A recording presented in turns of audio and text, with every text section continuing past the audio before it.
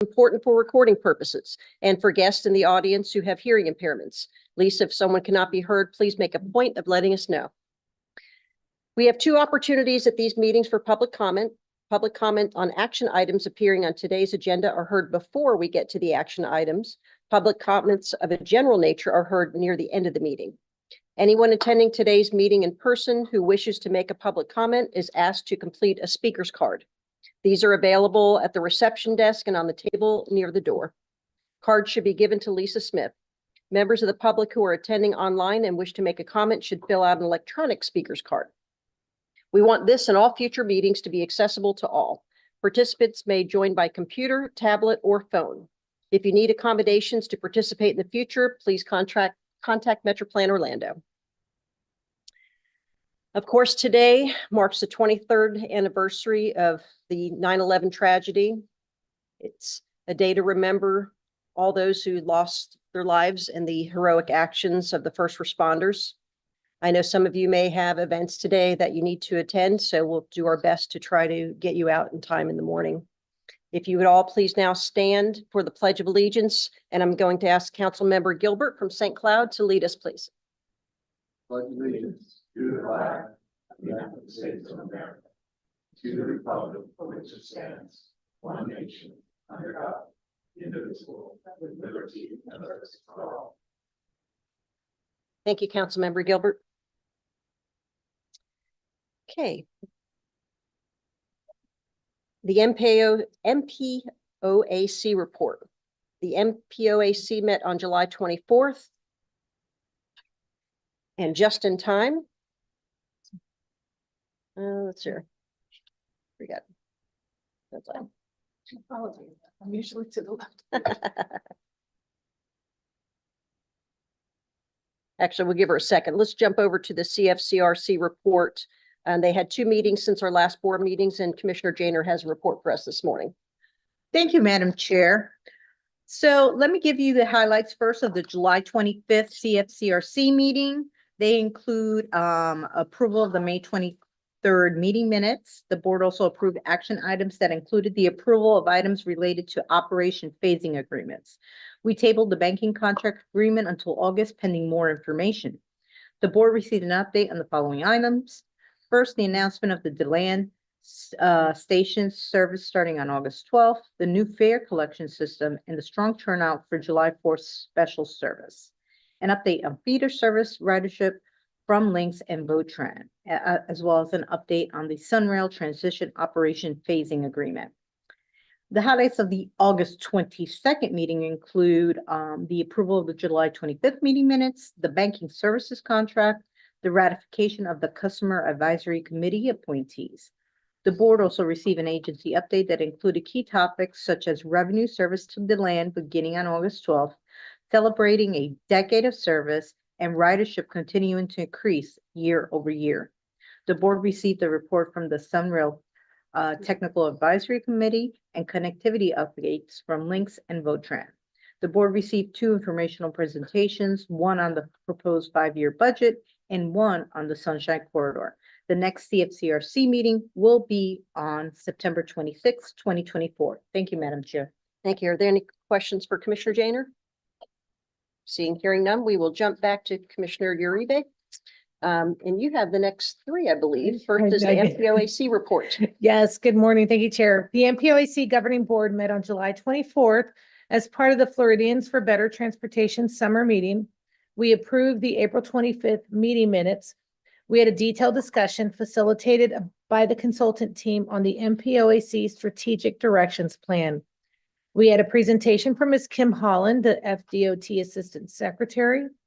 We heard a presentation from Ms. Melissa Wandel on the need to focus on safety and the FDOT Target Zero program.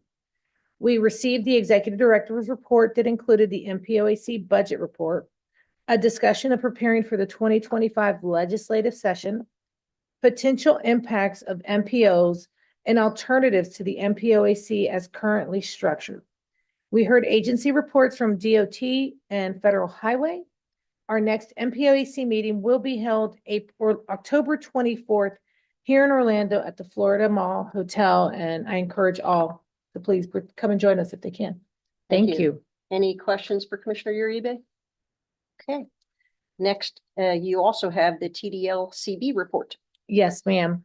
The TDLCB met Thursday, August 8th. Approval of our May TDLCB meeting minutes was our only action item. Our presentations included an update from our Community Transportation Coordinator, CTC, and a presentation on the Safe Mobility for Life program. The next TDLCB meeting is scheduled for November 14th, 2024. This meeting will be held at the Heart of Westlake's Wellness Center and will immediately follow our annual public meeting, which is scheduled to begin at 10 a.m. Madam Chair, that concludes my report on TDLCB. Any questions for Commissioner Uribe? Seeing, hearing none. So Commissioner Uribe, you are also the co-chair of the FDOT 2055 Transportation Steering Committee, and I understand they met the Space Coast on August 21st.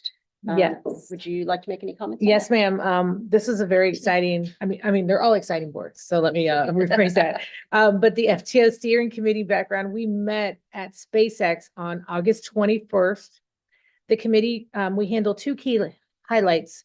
The second meeting of the steering committee focused on finalizing the transportation vision, initial discussions on goals, and discussing feedback from the first round of focus group meetings. The steering committee renewed the three key items and themes for the Florida Transportation Vision and discussed refinements to the Vision Zero. I did want to point out, and Commissioner Zimpower, who isn't on our board right now, but Commissioner Delari, we talked about personal responsibility. Like, not only do we always put this on the car and the people driving, Does that exist these days?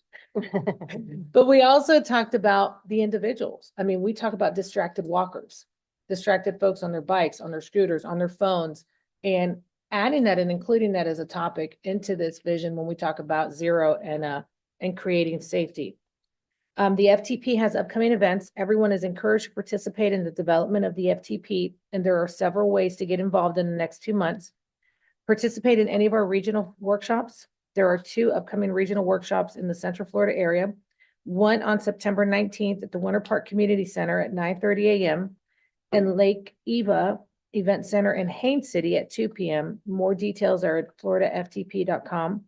We will also have a virtual open house. A virtual open house will be held on September 16th through the 27th online at floridaftp.com.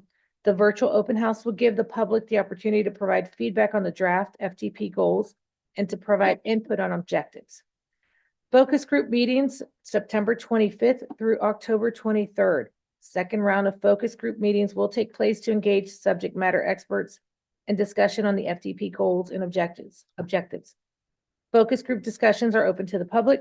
Find more details at floridaftp.com. And the website is very good, very interactive, and a very good responsive team from FDOT that helps us in all this. So commend a great job and a nice variety. It's 16 members on this board statewide, from ports to planes to SpaceX. And I encourage folks to come along and see what's happening. Thank you, Madam Chair. That is all I have for real this evening. Any questions? Seeing, hearing none. Okay, now we'll go to Transpo 2024. It was held in Orlando, August 25th through 28th, and Commissioner Delari served as a panelist for one of the sessions on August 26th. Commissioner Delari? Thank you, Madam Chair. I was invited to speak or be on a panel for Transpo 2024, which is the Institute of Transportation Engineers, their annual meeting here in Orlando. Myself and a couple other people participated. It was a great honor. During the panel discussion, we focused on 4 different areas: multimodal transportation solutions, expanding options for everyone; technology, making sure that transportation systems are smarter; and safety. We did talk about Vision Zero, and we talked about leadership and partnerships. And I know that a lot of us are very involved in that. And a great example of that is the work that we do here at MetroPlan Orlando. And I also want to say that it was a true pleasure to be there. So many familiar faces, not just the elected officials, but staff of the different agencies, as well as DOT. I know Secretary Tyler was there as well. So it's a great honor to be there. Thank you. Thank you. Any questions for Commissioner Delari? Okay, very good. Next is our MetroPlan Orlando Safety Moment, and that's going to be given today by Alex Trotter. Alex, I believe you're going to talk to us about red light running. Yes, good morning, Madam Chair, members of the board, filling in for Mike today, who's been kind of a fixture of your agendas for safety moments over the past couple of years. But August is a few different safety awareness months. August 4th through 10th was actually Stop on Red Week, back to school month, and also child safety. So keeping that in mind as we're entering those intersections, but providing some statistics about red light related or intersection related crashes. 170 of our crashes that have fatality, killed, or seriously injured. 21 of those 170 crashes are fatal crashes, loss of life. And as we look statistically, demographically, 42% of those are younger drivers, as we've heard through the Vision Zero process. And almost half of those relate to distracted driving. It's likely more than that, but as it's reported on those crash reports, 45% of those are distracted drivers for one reason or another. As we talk Vision Zero and we start looking at countermeasures and strategies, as we look at approaches, there's various ways to improve this issue. One is improving signal timing, looking at yellow time, but also other alternatives as it relates to enforcement, installing those red light indicator lights, the light blue lights that are on top of many traffic signals in the region, allows law enforcement to actively in person enforce those intersections. Automated enforcement, red light cameras. I think our region is familiar with those. They do have a transactional impact on behavior change. And another engineering one is replacing intersections where appropriate, where context meets, with roundabouts. And actually next week is National Roundabout Week. So if you get a chance, utilize one of those roundabouts. They are resilient and they do reduce traffic fatalities. You know, we might see other types of crashes, but they are typically less fatal, less serious injury related. Behavior change, this was brought up by Commissioner Uribe. Distraction is an issue as it relates to red light camera running. As I mentioned earlier, there's a personal responsibility, but also exploring ways to improve enforcement on that. And then the last one there, especially for vulnerable users, whether you're driving, walking, or cycling, is being extra vigilant. You know, Mike has used the phrase, kind of keep your head on a swivel and pay very close attention to sight lines, but also being extremely mindful of others while we're out on the roads. So with that, it's the safety moment for today. Thank you. The board have any comments or questions? Thank you, Alex. I will now recognize our Executive Director, Gary Hutman, for his announcements. Good morning, board members. This morning, we officially welcome 2 new voting members to the board. I've been talking about this really since last September. It's taken longer than I had thought, but we did receive the letter from the governor's office on August 12th. And I forwarded that out to the board members shortly after receiving it, but it's also included in your agendas today for information items. We got ahead of, excuse me, the process and had our interlocal agreements executed and filed with the clerk of the court of each of the 3 counties. So it's all official now. So we welcome Commissioner Scott from Orange County. I understand he's had another commitment this morning, but also the mayor's office from the city of St. Cloud, and Councilmember Gilbert, who is currently the designated alternate, is here representing the city. So welcome to the MetroPlan board. This morning we have, I believe, Mayor Woodruff is attending virtually. I believe he's the only one that's virtual.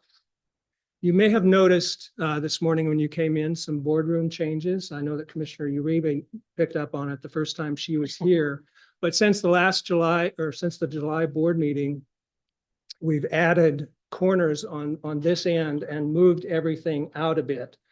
And the purpose for that was to allow us to seat all of the board members around the perimeter of the table and not have to put anyone on the interior.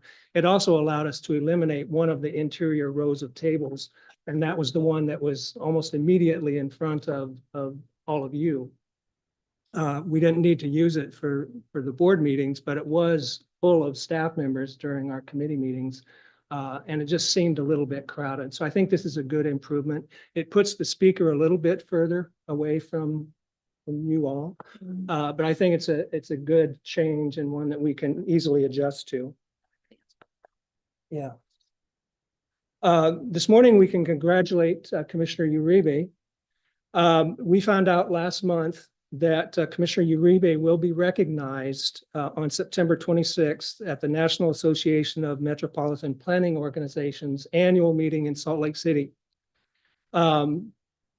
She will be receiving the 2024 Outstanding Elected Official Leadership Award. Now, from words from the AMPO website are that AMPO honors outstanding efforts in transportation planning and leadership of an elected official who has served as a champion for their community and has successfully advanced or promoted transportation planning in the public arena. Commissioner Uribe was nominated for that by the MPOAC, the statewide organization. So congratulations, Commissioner.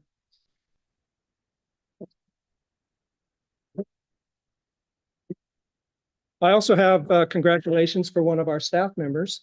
Laura Bauk has been promoted to the position of Manager of Project Development. I'm always happy to report when we're able to promote someone from within the organization. It's consistent with our strategic plan, and it just makes good sense. So congratulations, Laura.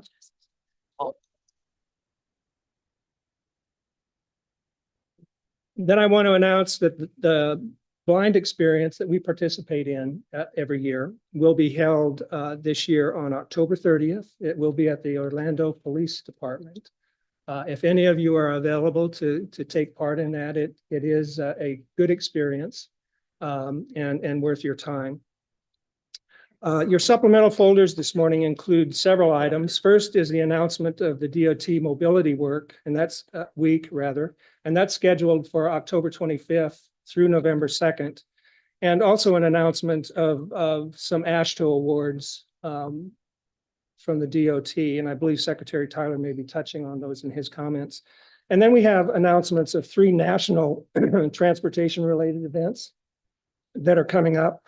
An announcement of Transportation Demand Management Week, which is next week, September 16th through the 20th. A World Car Free Day, which is September 22nd.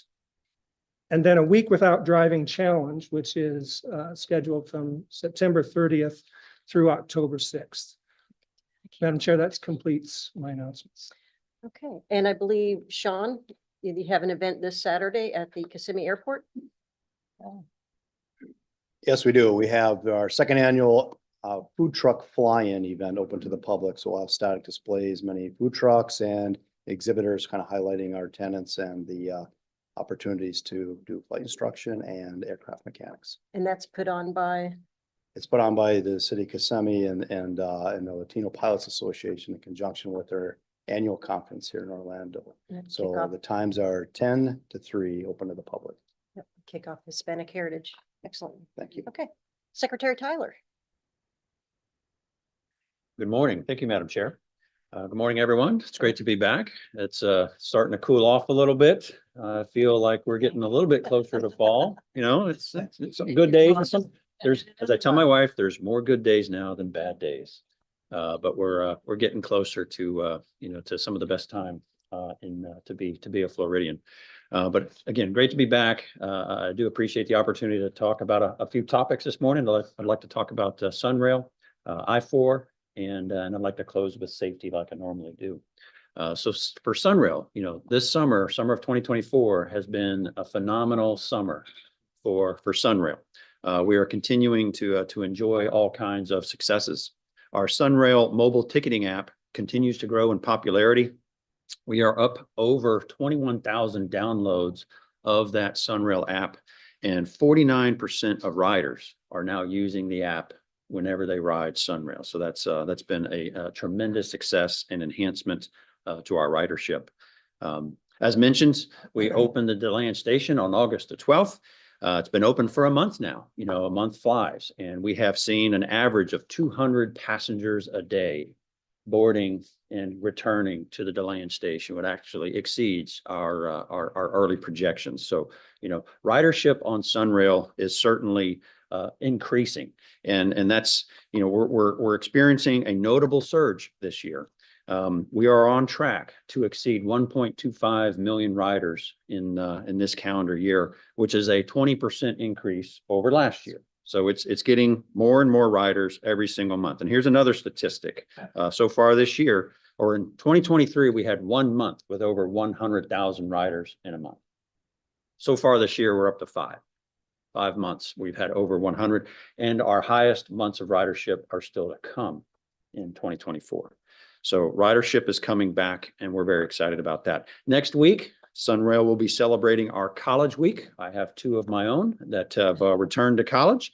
But next week, if you have a student or know someone that goes to UCF downtown campus, Rollins College, FAMU College of Law, Valencia College, Seminole State College, Stetson University, Advent Health University, and Orange Technical College, those are just some of the universities and colleges that are easily accessible from the Sunrail line. They will be able to ride Sunrail for free next week using their college ID. Give us a try, see if it works for your commute to school. So we're excited about everything that's happening with Sunrail. Moving on to I-4, we have our tremendous, exciting project down in Osceola County, where we're going to completely rebuild I-4 and add express lanes all the way to US 27 in Polk County. That project is moving right along. We're proud to announce that we have opened up our project office right off of I-4 in Celebration, located at 1142 Celebration Boulevard. So we are right next to the corridor. That's where our project team will be housed over the next several years as we advance those projects into construction. That office is going to be fully integrated with our consultants and our contractors that are going to be working on the projects. We're going to be focusing on workforce development throughout the life cycle of this project, because we're certainly going to need the workforce to actually build it. And we're starting now with interns and trainees embedded in that office with the DOT team. We're preparing our future transportation leaders starting today, starting with this project. We will be having an open house, a meet and greet of sorts at this location later in October. So be on the lookout for a personal invitation from our I-4 team to come down and meet the team and see our facilities and how we plan to move forward with this project. And the last time I was here, I spoke about an announcement that Governor DeSantis made earlier this summer about bringing congestion relief lanes, an additional lane of capacity in each direction from US 27 all the way to 417 in each direction, and be on the ground by the end of next year. Well, we have started that process. The advertisement for our construction teams went out on September the 4th. So we are off and running, and we are excited to deliver those early lanes as soon as we can, and certainly before the end of next year. So more to come on I-4, but we are starting to heat things up. And last, I'd like to close with my safety moment, and I'm going to talk specifically about a safety project. And this is the Orange Blossom Trail Safety Improvement Project. If you're not aware of it, I think I do have a short little video that will run that will kind of showcase some of the enhancements that we have made to this corridor.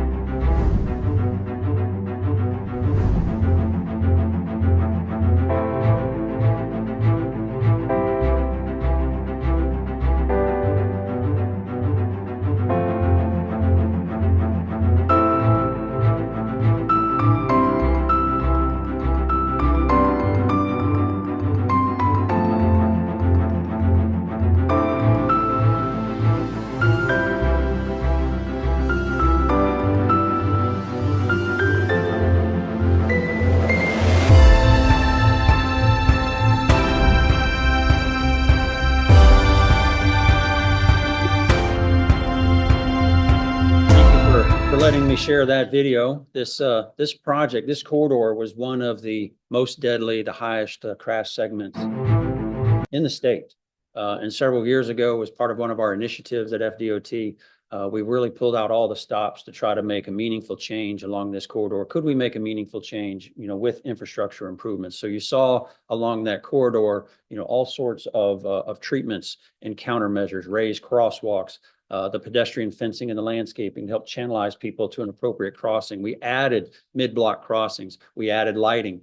We added enhanced signage and pavement markings. And all of those components have now come together. It's been on the ground for a year. And I'm pleased to say that, you know, since we've completed all the improvements, we have not had a fatality or a serious injury along this corridor since those improvements have all come in place together. So it's a remarkable example of what we can do when we identify a high crash corridor and you know, and if the community can support, you know, the countermeasures that we're bringing, they can make a real difference. So this project has recently been recognized. Last month, I went to Rogers, Arkansas. I didn't know where Rogers, Arkansas was until I looked it up on a map, but that's where we held our annual SASHTO conference. That's the Southeastern Association of State Highway Transportation Officials. We gather together once a year. That project was recognized. It received the safety award for the SASHTO region, but it also has now qualified for the People's Choice Transportation Awards. So this is a national awards competition that is sponsored by AASHTO, the American Highway Association of State Highway Transportation Officials, AAA, and the United States Chamber of Commerce. They select 12 projects from around the country. This OBT project is one of the 12. We are now in competition for the grand prize, which is going to be selected by a panel of experts. We can't really influence that so much, but there's also a People's Choice Award. And the People's Choice Award will be decided by popular vote. And we have the opportunity, Central Florida has the opportunity to bring that National People's Choice Prize home. So America's Transportation Awards.org is the website. You don't have to write it down. My communications team is going to give you everything that you need to know to be able to vote every single day. You can vote once per day per device. So please be on the lookout for some information on how we can try to bring home this national award right here to the greater Orlando area. So we're really excited about the project, what it's done for the community, and now it's being looked at nationwide as an example of what you can do to our corridor. So thank you very much, and I'm open to any questions. Any questions for Secretary Tyler? Yes, sir. Thank you, Madam Chair. Secretary, thank you very much for your leadership. Also, thank you very much for your update on Sunrail. And I love the idea about having, I think you said College Week? Yes, sir. Is there any way to track that to see if they're new riders? I will look into that. Because I know if they're using their ID badge, which I think is great, I think it may be difficult to track the ridership numbers, because if it really makes a difference, then I think that we need to open it up year round. That's an excellent point. We will see what we can do, but you're absolutely right. It will be a challenge because I don't think we are currently geared up to kind of take down names. Yeah, I don't know how that would work, sir. But we might be able to circle back with these institutions to find out, you know, how it went for them. But I'm sure your staff could figure that out, but if it really does make a significant difference, then open it up for the whole year. That's just my opinion, sir. great I mean, for suggestion. free, the whole- I would. I mean, they're in college. I mean, would you rather them working to get through school or studying to get a good job? What your confirmation. That's how I look at it. Do it. Thank you, Secretary. Thank you. Commissioner Uribe? Secretary, so excited to see that video. That's my district and we've had Yeah. meetings over the years.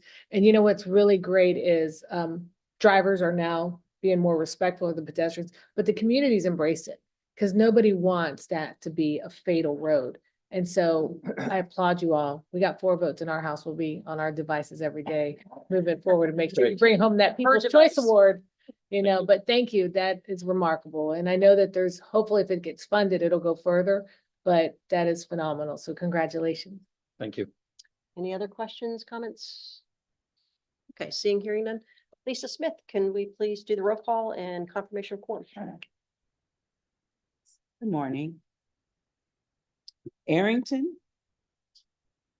Bates. Here. Gilbert for Blackwell. Here. Bonilla. Castano. Constantine. Here. Gomez Cordero. Here. Valari. Here. Demings. Dyer. Here. Dowless. Here. Good. Reed, Here. Janer, Here. Moore, Here. Nelson, Here. Scott, Smith, Here. Ortiz. Here. Uribe, Wilson, Here. Woodruff. Here. Madam Chair, that concludes the roll call, and we do have a quorum. Next, we'll move on with the agenda review. Mr. Hutman? Yeah, Madam Chair, I want to make just a couple of comments to add context to a consent agenda item this morning, and that is agenda item 9G. It's a revised list of board appointments, committee appointments. This is a list that is typically approved every year in the first meeting of the year as the incoming new chair takes responsibility for the board. This year, though, following the DOT Safety Summit, Lorene Bobo, who is the district's safety administrator, asked for the name of a MetroPlan Orlando board member to serve on a district-wide safety steering committee. And I understand this committee will be meeting regularly throughout the year, 3 to 4 times a year. So I talked with Chairwoman Grebe about this and how MetroPlan would be involved. At least for the remainder of this year, Commissioner Grebe has designated herself as the primary member representing MetroPlan Orlando, and Vice Chair Commissioner Delary as her alternate for that committee. There is only one meeting of this steering committee planned for the remainder of this calendar year, and that is scheduled for October 4th. I just wanted to give some context to that agenda item. And then the only other change is in casting for agenda item 10C, which is the presentation of the Vision Zero Safety Action Plan. And that will be, again, Alex Trauger substituting for Mike Wilson. And we can proceed based on those comments. Okay, so ready to move forward then. Okay, next we have our committee reports. We have Mayor John Dallas for the Municipal Advisory Committee. Thank you, Madam Chair. The Municipal Advisory Committee met on September 5th. MAC approved our June 27th meeting minutes. We then recommended approval of the following items. FDOT amendment to the fiscal year 25 through 29 TIP. Roll forward amendment to the fiscal year 25 to 29 Transportation Improvement Program and Regional Vision Zero Action Plan. MAC received 2 presentations. The first presentation on the 2024 Public Opinion Survey results. We also received a status update on the electric vehicles readiness study. MAC meets next November 7th. This concludes my report. Thank you, sir. Next, we have Dr. Dan Stevens for the Community Advisory Committee. Good morning, Madam Chair, members of the board. The CAC met on August 28th and recommended approval of the TIP amendments and roll forward amendments for that are on your agenda today. We also recommended approval of the Regional Vision Zero Action Plan. Commend the work of the partners who have participated. CAC members are deeply concerned about the safety in the region and express that 2050 seems a long time to wait to eliminate traffic deaths. We urge the region to push forward and hope to get to 0 deaths before then. We also were interested in the safety information conveyed by our FDOT liaison, particularly about recent improvements on Orange Blossom Trail and efforts to advance the use of roundabouts in the region. Members continued to talk about safety as we listened to the presentation on results of the 2024 Regional Transportation Survey. Findings related to speeding and distracted driving drew several questions about how we can use the information to improve safety on our roads. We heard a presentation about MetroPlan Orlando's EV readiness study. Members discussed some personal challenges in finding adequate EV charging infrastructure and their feelings that the region needs to do more to make it available to residents. CAC members will be having a virtual workshop to learn more about the 2050 MTP on September 18th, since we're not having a regular meeting. The next regular CAC meeting will be October 23rd, and that concludes my report, ma'am. Thank you, sir. Mr. Josh DeBrusk, Technical Advisory Committee. Good morning, board members. I'm the Technical Advisory Committee Chair, Joshua DeVries. TAC met 3 weeks ago on August 23rd. Like the other advisory committees, TAC met in person with a physical quorum present. Our action items, all of which were unanimously approved and recommended for your approval, include our June 28th meeting minutes, amendment to the 2025-2029 TIP, the TIP roll forward amendments, and Regional Vision Zero Action Plan. Like the other committees, we received presentations on the 2024 Public Opinion Survey results, EV readiness study, Links autonomous shuttle development. And there were no TAC-only presentations, and there was no public comment made nor submitted. Our next meeting is October 25th at 10 a.m. And this concludes my report. Thank you, Mr. DeVries. Next, we have Mr. Brian Sanders with Transportation Systems Management Operations. Good morning, Madam Chair and members of the board. The TISMO Advisory Committee met on August 23rd. The following items were approved, including the June 28th TISMO meeting minutes. MetroPlan staff requested the amendment to the 2025-29 TIP, which included a number of items, including 3 links projects, which included bus shelter refacing, shelter solar technology, station terminal retrofits for the central station, bus pullouts and safety enhancements. This also included approval of this Central Castleberry connectivity improvement. Also, we approved to amend the 2025-29 TIP roll forward projects and the approval of the Regional Vision Zero Action Plan. We had one presentation on smart radar systems, and Dr. Paul Kim discussed proof of concept tests with the Osceola School District and case uses. The next TISMO meeting will be held October 25th at 8:30 a.m. And that concludes my report. Thank you, sir. Lisa Smith, do we have anyone that's filled out a card for action items or comments on action items? Have not received any. Okay, very good. Then we will go on to the consent agenda, items A through J. Anyone wishing to pull an item, or I'll accept a Motion motion. to approve, Janer. Have a Second, Moore. Motion by Jane or second by Moore. Any further discussion? Seeing, hearing none, all those in favor state aye. Aye. Aye. Opposed, same sign. Motion carries. Okay, next we have approval of the amendments to the 2024-25 and 2029-2030 Transportation Improvement Program. And we have Mr. Jason Sartori to speak on this, and then it'll be a roll call vote. Morning, Madam Chair and board members. Jason Sartori of MetroPlan Orlando. This morning, I have 4 TIP amendments for you, and additional information on these amendments is located in tab 2 of your agendas. The first amendment will increase local funds in fiscal year 2025 for construction of the Central Castleberry connectivity improvements from Hibiscus Road to Marigold Road. And the next 3 amendments are for new projects supporting links with transit enhancements. All 3 projects receive congressional earmarks, funding for capital in fiscal year 2025. And the 3 projects include bus shelter refacing and bus shelter solar technology, central station bus terminal retrofitting, and bus pullouts and safety enhancements. As I mentioned earlier, you have some additional information on these amendments looking in tab 2 of your agendas. That being said, unless there are any questions, we're asking for your recommendation of approval. Thank you. Any questions? Seeing, hearing none, this is a roll call vote. Yes. We have Second by Delary. a motion and a second roll call vote, sorry. Bates. Gilbert. Yes. Bonilla. She's not here. Constantine. Yes. Gomez Cordero. Delary. Yes. Demmings. Dyer. Yes. Dallas. Aye. Good.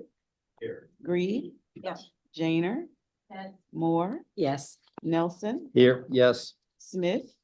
Yeah. Ortiz. Yes. Uribe. Wilson. Yes. Woodruff. He might have had to log off, but the motion carries unanimous. Next, we have our annual roll forward amendment. This includes projects that had funds that were originally programmed in last year's TIP for fiscal year 2024. These funds were not committed by the end of the fiscal year on June 30th, so they automatically roll forward into fiscal year 2025 and FDOT's new adopted 5-year work program, which came out in July. We have to amend our tip for consistency purposes to match FDOT's work program. And this does not affect the cost or schedule of these projects. And as many of you know, this is a routine procedure that we go through at this time every year. The information regarding this amendment request is located in tab 3 of your agendas. With that being said, unless there are any questions, we're asking for your recommendation of approval. Thank you.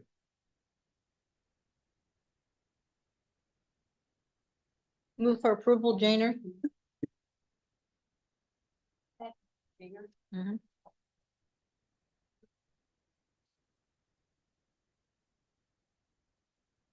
Bates, Gilbert, Bonilla, Castano, Constantine, Gomez Cordero, Delari, Yes. Demmings, Dyer, Yes. Dallas, Yes. Good, Yes. Reed, Yes. Janer, Yes. Moore, Yes. Yes. Yes.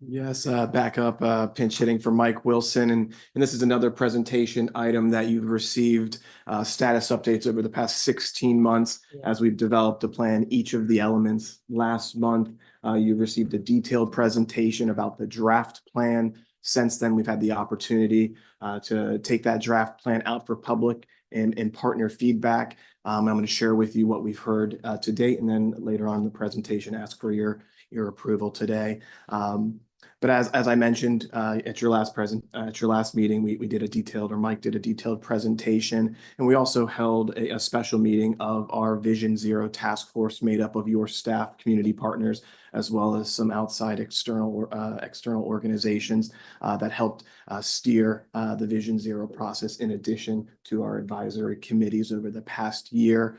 But when we took this, our draft Vision Zero document out for public and agency comment, it included a survey, not just to get open-ended feedback, but to just kind of get a general sense, a litmus of what people were thinking.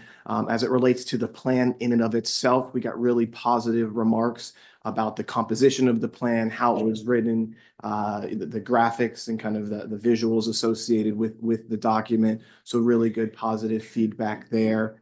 As it relates to the planning process, we also solicited feedback about what people thought about their participation, their ways to engage, and how they believed that their feedback was incorporated in the planning process. A lot of good remarks here. We didn't receive any negative comments or recommendations for improving our planning process moving forward. So really happy to report that to you today. We also opened it up for open comment about the document, and we received a variety of feedback, one including a glossary of terms, which we included. I think that allows those who aren't safety experts to really understand, and in the document to serve as a foundation for our safety planning efforts moving forward. Some wording suggestions. We do our best to, speak in layman terms as succinctly as possible, but we were offered some ideas for some wordsmithing. We were able to accommodate the majority of those, as well as refinements of action items, providing more detail, specificity to certain action items. We were able to accomplish that as well. Similar to some of the past or other comments, readability. Presentation of the material. So we took that to heart and made those, incorporated that feedback. We received some questions as well, and we have a good check back process where we followed up with those individuals and answered those questions to make sure that they were comfortable and confident in what we were trying to accomplish with this Regional Vision Zero action plan. Others wanting more detail, more specificity in the process. Where appropriate, where we could, we added that, but it's an important acknowledgement that a lot of the next steps are to be determined, that we'll be working with you, our advisory committees, and the continuation of our Vision Zero task force to kind of add meat to the bones of our regional action plan. So what's different from draft plan to what you'll be taking action on here momentarily? We added a new section, kind of a what's next, to really put on the radar what we're going to try to accomplish in the real near term of the process. So we improved that executive summary. As it relates to those top corridors, the draft plan identified a location in general, where we actually changed that to the maintaining agency to ensure the implementation. And the next steps were really focused on who's in charge, who has responsibility over that corridor in question. So those were updated throughout the document. We had some additional engagement statistics. We were able to reach out and hear from more folks.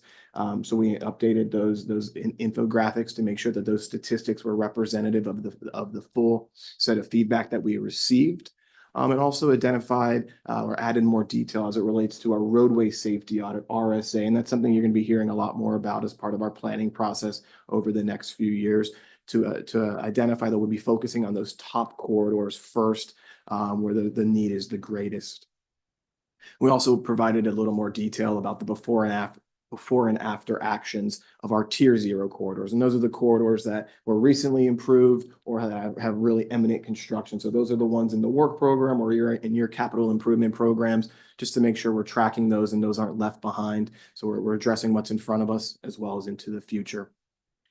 At tab 4 of your agenda packets is a board action fact sheet, as well as the resolution, which will be adopting the Vision Zero action plan. And just a few highlights of that resolution. It does set our target to get to zero by 2050. We did receive some feedback about wanting a more aggressive approach. 2050 aligns with our long-range planning process in our 2050 Metropolitan Transportation Plan, which this Vision Zero document will serve as a safety element for that long-range planning document. So that allows us to kind of have that horizon year in mind. But we certainly agree we'd love to get to zero well in advance of 2050.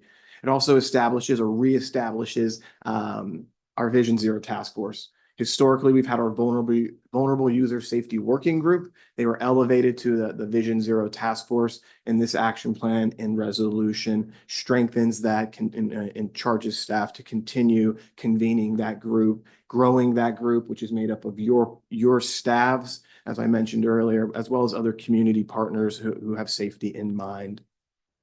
We're also committing to annual monitoring for the region as well as for local jurisdictions. We're going to be doing that as part of our Vision Zero hub to make sure that information is available and we can see how we're trending, as well as it acknowledges the importance of planning for our most vulnerable users and communities within our region.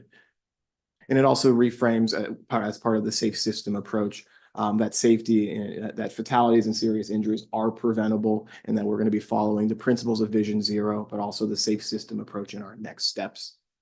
And this is also an important acknowledgement. I want to thank you and each of your staffs throughout this process, because we have been developing a regional plan, but at the same time, 3 county plans and 20 municipal plans. So I know each of you have heard a lot about Vision Zero over the past year, and we're going to be incorporating that feedback as we go in updated iterations of our Vision Zero action plan, acknowledging that this is all hands on deck. We have to do this collaboratively and constructively.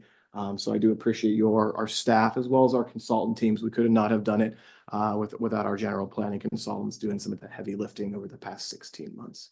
So with that, as you heard from your advisors, each of our advisory committees did approve or recommended approval of the Vision Zero action plan as presented. And with that, we are requesting your approval today. This is a voice vote. Okay. So we'll look for a motion for the Vision Zero action plan along with the resolution. First by Uribe, second by Wilson. Any further discussion? Seeing, hearing none, all those in favor state aye. Aye. Opposed, same sign. Motion carries. Okay, and then you have informational items for acknowledgement, A through S. Move to approve items for informational purposes A through S as presented. I have a motion by Commissioner Delarey, a second by Janer.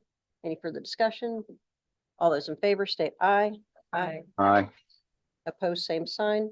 Motion carries. Okay, next we have a presentation, the 2024 Public Opinion Survey results. Sarah Strickhauser will be presenting. Good morning, Madam Chair and board members. I'm Sarah Strickhauser with Summit Survey Research. Thank you so much for your time today to review the results of the 2024 Regional Transportation Survey. I just have to make a comment that I'm so excited about the DeLand station because I went to Stetson and I had a car, couldn't always fill the tank. And there were lots of students who didn't have cars. So I'm sure they're thrilled to be able to get to downtown Orlando and out of DeLand sometimes for a change. So very exciting.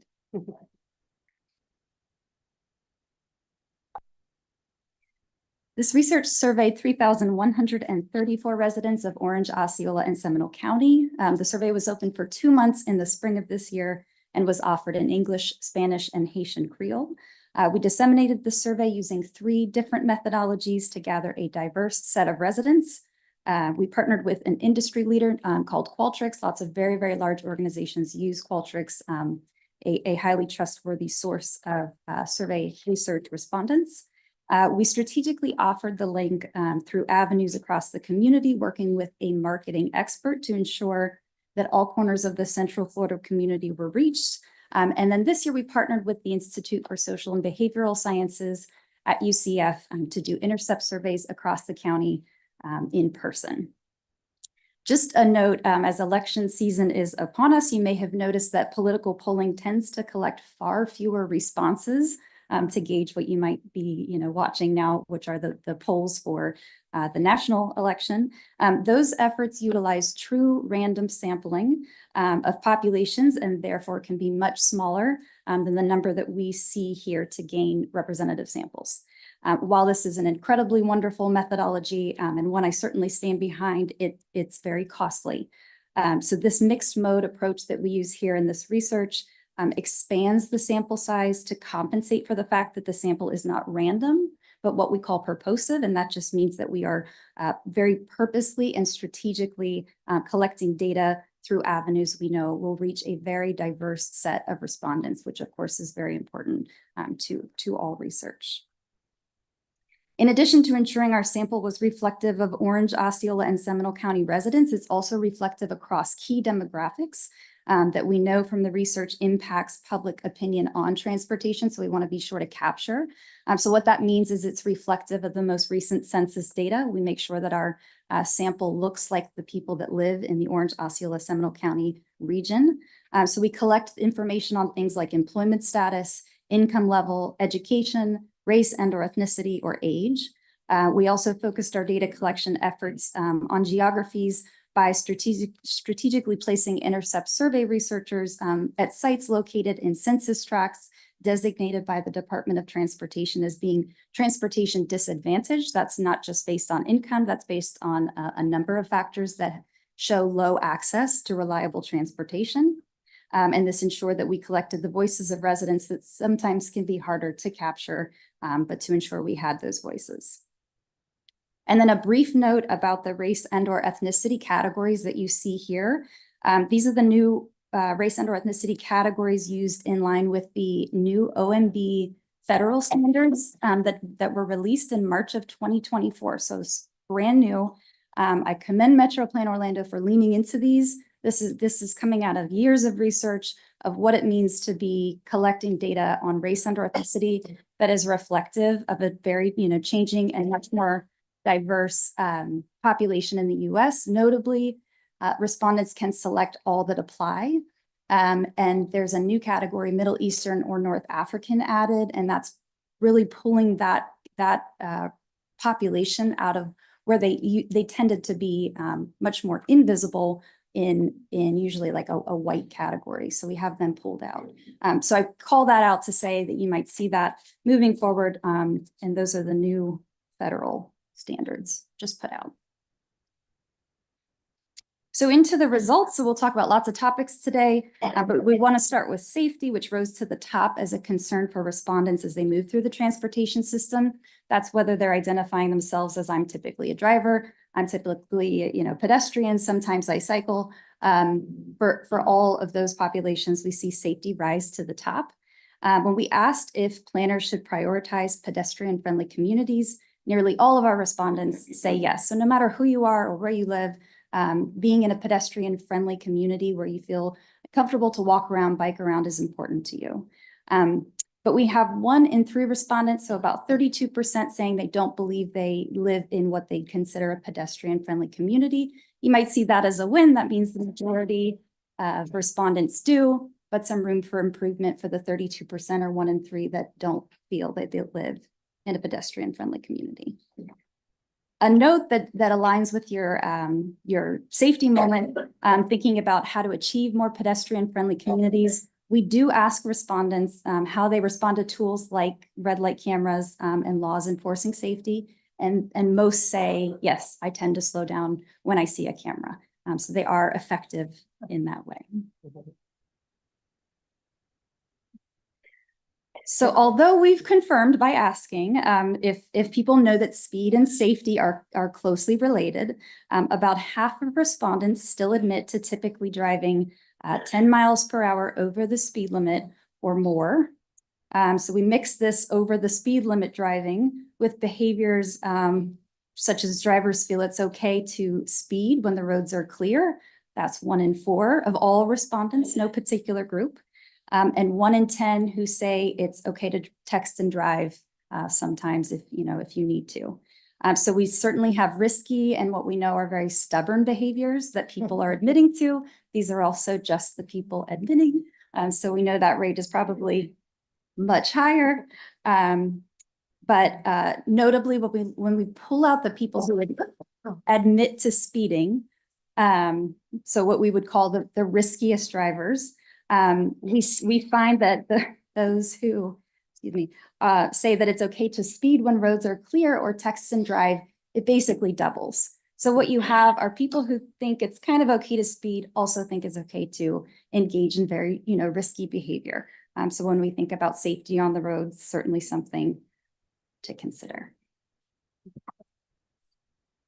As new technologies become more present in our daily transportation experiences through driverless technology, both personal and commercial, we know it's important for MetroPlan Orlando to understand the level of comfort and concerns that Central Floridians have around these growing technologies. I know that, these things come up a lot when I'm sitting around a dinner table or having coffee with somebody, mostly because I bring up this survey and all the very interesting results, but lots of people have lots of opinions about driverless technology. So compared to 2021, when we ask these questions, people do know more about driverless technology, but they have more concerns specifically around safety.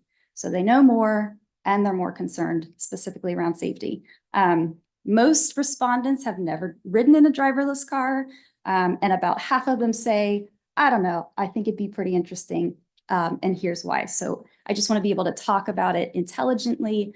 I wouldn't have to be scared of a stranger driving a car, so I'd be interested in using it versus rideshare with a driver, or just to see how well it works. So there's definitely curiosity.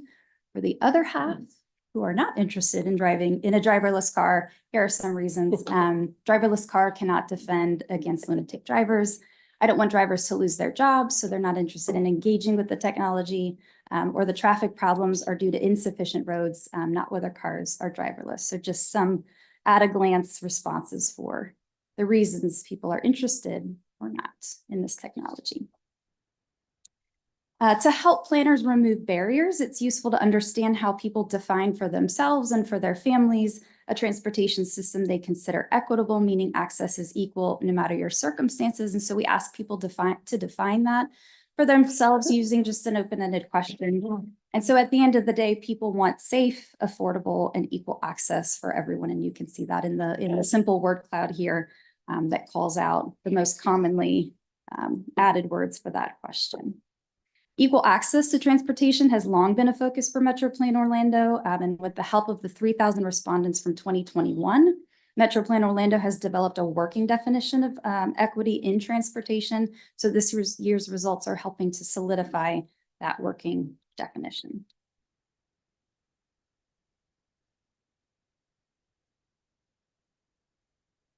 A few top transportation challenges for pedestrians and cyclists and for our transit riders. We see really the top transportation challenges for pedestrians and cyclists really are almost the same. They really align. Uncertain weather conditions was the top for both, and not feeling safe because of unsafe driver behavior, specifically for both pedestrians and cyclists. They see that as the top 2 barriers. And then really just not enough facilities. So for pedestrians, that's sidewalks. And for cyclists, those are needing more bike facilities. And for our Lynx and Sunrail riders, the bus and train does not run frequently enough, or departure or arrival times feel inconvenient, barriers of having no bus stops or train stations where they need them, bus rides take too long, or the train doesn't take me where I need to go as top challenges for those riding Lynx and Sunrail frequently. As a known social determinant of health, if you've heard that term, we know that transportation and reliable transportation specifically is critical to maintaining adequate access to reliable and consistent healthcare. So this survey found that 25% of all respondents, so no matter who we are, 25% of respondents had skipped or missed a doctor's appointment in the past year, specifically because they did not have reliable transportation. And this is a 7-point increase from when we asked this question in 2021. Who is most impacted? Minorities report missing or skipping a doctor's appointment more often than non-minorities. Especially affected are our Asian and Native Hawaiian or Pacific Islander respondents. Transit riders have missed doctor's appointments 3 times more often than non-transit riders. Specifically, this is Lynx riders at a rate of 44%. So of all of our Lynx riders, 44% say they missed or skipped a doctor's appointment because of lack of reliable transportation. Osceola residents came in a little higher than Orange and Seminole County at about 40% skipping or missing an appointment. Many Central Floridians already use public transportation, as we know, as we've talked about, but desire more stops, faster service, and service on nights and weekends, according to many of the questions we asked on the survey. And we added a new question this year: if parking were made significantly more expensive, would respondents consider taking Lynx or Sunrail? 34% say, yes, I'd consider taking Lynx or Sunrail if it was really expensive to park. However, it's like a third split. So another third say, no, it wouldn't deter me. I'm definitely going to keep driving. And another third say, I don't know. So we might look into that question a little more to see if we can get cars off the road using increased parking fees. So we'll just take a moment to thank all of those who participated and helped us get the survey out. That's 34 local government organizations, 14 transportation and planning orgs, and you see some of our social media posts there.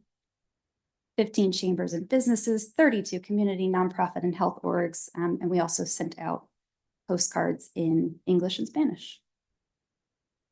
So the full report is available on the research page here that's written, but it's also on the MetroPlan Orlando homepage under What's New. You'll be able to find the full report with a lot more information, many more statistics, and more breakouts of different demographics if you're interested in reading. I'm happy to take any questions. Thank you, Dr. Strickhauser. Any questions? Commissioner Jane? So I'll definitely log in to see the full report, but are there specific breakdowns by region? So I know you have numbers for Osceola County, Orange and Seminole, but do you have like all the specific breakdowns of all the categories you covered by county? We do in the appendix. Excellent. Thank you Yes. very much. Yes. Commissioner DeLauer? Thank you, Doctor. I know you talk about bicycles, but do you break it down to e-bikes as well? Because I walk a lot and my biggest frustration is e-bikes will push you off the sidewalk. So we do ask about e-bikes. We have a list in the very beginning to gauge, do you frequently, do you sometimes, or do you never take these different modes of transportation? We do. E-bikes is a separate category than Okay. cycling. It's much, much smaller, and it is not included. It's growing in population. It is growing compared to. It's not only growing in population, it's growing in speed. It is wild. And they don't have helmets on, I know and that. it worries me. And I've challenged a couple of them. Yes, It's interesting conversations. yes. I get the one finger salute a lot. That's data Next question I collection. have is, I've not read your report yet, but I will. Is there a priority list of the top issues that we should be addressing, that the public believes we should be addressing? The way the report is laid out are in like 5 main chapters, and you can take that as Okay. the prioritization. For example, safety being first, and then there's different sort of stories about, you know, what safety means for different kinds of of residents. And then last, I understand that you said that 25% of the users miss their doc's appointments. I understand that. But is that also due to the time of day they're getting their appointments? Because sometimes when I was taking care of my dad, the time of day that you get appointments, it is unbearable. Meaning like busier times for traffic or too A early? lot of times you get appointments for doctor's visits right in the middle of rush hour. Yeah. It's also it would be an interesting conversation to have with healthcare providers. Because they can play a part. I know they do a lot. But thinking about their patients as whole people and trying to understand or gauge at some point prior to the appointment making, Okay. can we understand if transportation is an issue and maybe work around that? Thank you. Different issue and different board. Commissioner Morton? Thank you, Doctor. My question was about the needing bicycle facilities. Does the report drill down at all what facilities it meant to those responding to the survey? I think in the response option, it gives some examples, like additional bike lanes, but it doesn't drill down as far as what they select or what they desire. Just that we give examples to make sure people know what the term means. Any other questions, comments? Yeah. Commissioner? Yeah, my question was on the bicycle facilities too. I didn't know if that meant bike lanes or places to park your bike. I think those are like the exact two examples that we give, really, like I said, just to define the term, to make sure people know if they selected, that's what it means. But it's not broken down on, hey, if you selected bike facilities, what specifically do you want? We don't ask a follow-up question. Okay, is there any research on bike parking space, like the, those racks so people could, lock their bikes up? Is there any research on, do we have enough of those? Do we need more? For this region specifically, I'm not sure, but I imagine, I don't know. You all do so much research. I bet we're not sure. But it's a good question, and maybe we can continue to ask the researchers here at MetroPlan Orlando if they have information on that. Okay, Happy yeah, I've to. had a constituent ask me about, putting them in front of businesses and stuff. That's why I'm asking. All right, thank Yeah, you. great question. Commissioner Wilson? Yes, thank you. I think I'm circling back also to that, the healthcare impacts and how alarming that is to see, because that's supposed to be access links, which is supposed to sort of be something that you order ahead of time. So it shouldn't technically matter so long as it's within these service hours. And I know that's a contract, it's expensive. And it's something that we invest in as a region. So sort of understanding how much the percentage, is there any breakout or any opportunity for breakout of there of what the impacts are due to those missed appointments? Yes, we trying to think what we did for this report, but we could, and I say that because when I think about all the demographics we selected, so we're thinking of your dad and we're thinking of an older population that lives in a specific geography versus somebody who doesn't know about the public transit options, different ages, whether they have kids or not, income level, all those kinds of things that we really could dig into and figure out, like that 25%, who is it really? Well, and if the 25% according to the presentation were links users, that is a specific contract, which is really troubling, right? So, Right. and I mean, that's something that I think is part of looking at contract negotiations is if you are really failing on such a broad level, what are we doing with that, that investment, and how do we make sure people are not putting their lives at risk, waiting for a service that's already paid for? It's not coming for them. Yes. And as a researcher, I'd want to do that and then confirm Right. and then go talk to people and really understand, do they just not know? Or is it, is it Right. something else? Thank you. We could figure that out. Or is it specifically Access Link, or is it just they're using the Lynx bus on a regular route? Right. I have heard anecdotally from residents problems with access links. So this to me is a little bit of a confirmation, but I have confirmation bias, right? So the idea is that I think the drill down and really getting to what that means is Yeah, going to be but important. understanding that there's the two. Yes. Yeah. Yes, exactly. Commissioner Delara, then Commissioner Uribe. I'd like to just expand on that, and I appreciate your follow-up question.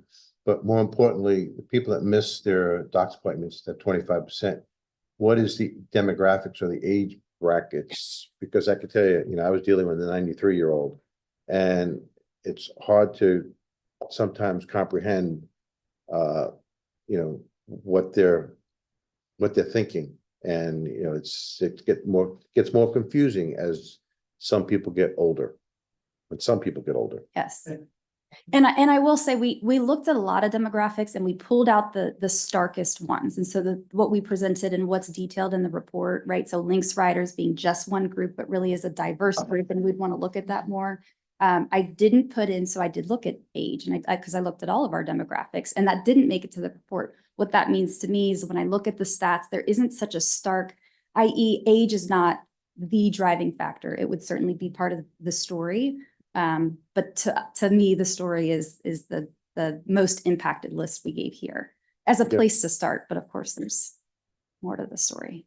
Thank you. Mhm. I also wanted to follow up. We have Miss Virginia Whittington here who runs our TDLCB, and it would be great to have you come and present to us because we have a very diverse background on that board, that their whole passion is access links and connecting people. And we work with links directly on this ongoing process, which it doesn't matter who the contractor is. It's always a continual issue because you've got driver education, you've got all these other things. Most recently, we brought up, are the drivers even equipped to deal with people with special needs, mental needs and things like that, which is a whole other window, which, you know, how can you deal with somebody or know how to help somebody who's on the spectrum, who has autism, who has all of these things. And this is a conversation we're going into now, but going to Commissioner Delary, age, although it's not a mental issue, it is a different sector of how people perceive and how they, you know, associate things. So I would really like to look, that 25% is something we've seen regularly with complaints, because it isn't always somebody elderly. We've had people who are cancer patients who can't go, who can't drive any longer and are trying to get to their chemo, or who cannot drive anymore and are trying to get to work and things like that. So it's not always age.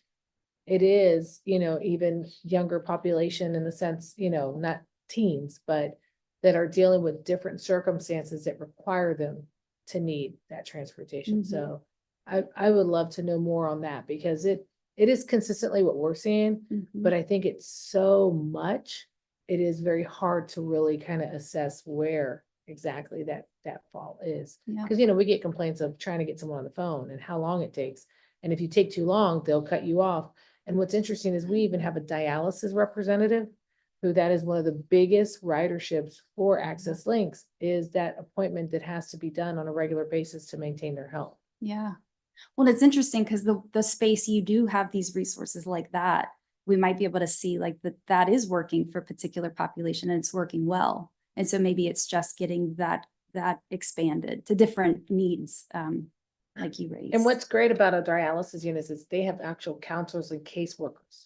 So every person is accounted for and has someone who helps. So they are a big part of this, because I don't remember, but it's a huge percentage of Access Links is dialysis, you know, appointments. Well, and to that point, like we talk about the interconnectedness of transportation systems, but there's an interconnectedness of life for people, and how can health services and transportation services, you know, continue to be more and more connected, like I said, to see the patient as a whole person with a whole story.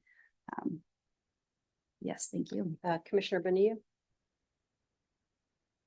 I just wanted to say, also taking into consideration language access, because I know my in-laws were using the service as well when my father-in-law had a stroke, and my mother-in-law, she doesn't drive. So, and they're elderly too. So they had to use this service as well, and we're having issues with it.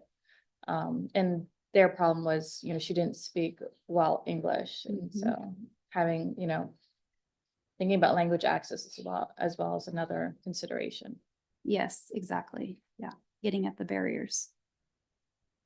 Any other questions, comments? Not seeing any. Okay, thank you, Dr. Strichthauser. Thank you, Madam. Appreciate it. Make sure you guys look it up online. Okay, next we have public comments. Ms. Smith, do we have any public comment cards? Yes, I've received a request from Ms. Joanne Canellis. Ms. Canellis?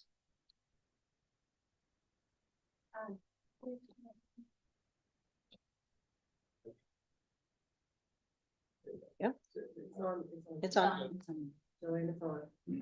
Hi, I'm Joanne Canellis. 324 Claremont Avenue, Lake Mary, Florida, 32746. Yes, like I said, we need to have 24 hours bus and train service, including holidays, weekends, and nighttime, yeah. As soon as possible, every 15 minutes for everyone. And we need the bus also in Country Club Road. And we need the bus over at the Oviedo Boulevard when I was swimming at. And you know, like that. And we need the bus by the Lake Mary Prep School and stuff like that. Any place that did not have a bus on it, we need a bus everywhere every 15 minutes so that no one would be stranded like they do now. Because right now it's kind of low quality still, and we need to get it up high as high as we can. Thank you. Thank you. Yeah, okay. Now we're to board member comments. Any board member have any specific comments they wanted to make or announcements? Okay. Commissioner Bonilla? So I used to say that it was great living in East Orange County because I was half an hour away from downtown Orlando and half an hour away from the beach. I can't say that anymore because now my drive to downtown Orlando is now 45 minutes. And 408, I don't know what's been happening in the last few months, but people are driving even crazier. We have people who are speeding and going like this between cars and like 2 or 3 like together. It's just becoming more frequent. I really don't know what type of people are starting to move into the area that they feel they could drive that way. But when we have officers on the 408, you would think that would make things better, but then it makes the traffic worse because now everyone's going even slower than the speed limit, and it just creates more congestion. Because then you have people, you know, them pulling people over to the side of the road, then you're trying to like really slow down and be careful, and causes issues as well when you have that type of enforcement. I don't know what the state laws are like, if there's a way that CFX can maybe have some cameras that can catch these speeders and send them warning letters or something like that. We need some enforcement because the speeding and the way people are driving is just getting more dangerous. There's more accidents on the road. Almost every time I use the 408 now, there's a major accident. It's getting out of hand. And you know, my commute turning from 30 minutes to 45 minutes, and the grow isn't even built out yet, or even they haven't even started digging yet. It's going to get worse when that's built out. And then now with all the annexations, if they really go ahead and move forward with all of that being built out, it's starting to feel like when I was back in Boston, you know, in that I lived in Boston before the Big Dig. I don't know if you're all familiar with the Big Dig project that happened out there, but that was because the traffic was so bad getting into Boston. They had to do this Big Dig project, kind of like the I-4 Ultimate project, but worse. And, you know, the traffic here is getting as bad as what Boston was like before the Big Dig. So definitely, we need smart growth. We need smart strategies, smart planning. And on the 408, we need some enforcement, some type of enforcement, because the behaviors of the drivers is really just horrible and getting worse every day. Thanks. Any other comments? Okay, seeing, hearing none, our next meeting is scheduled for November 13th. If there's nothing else to come before the board, we're adjourned.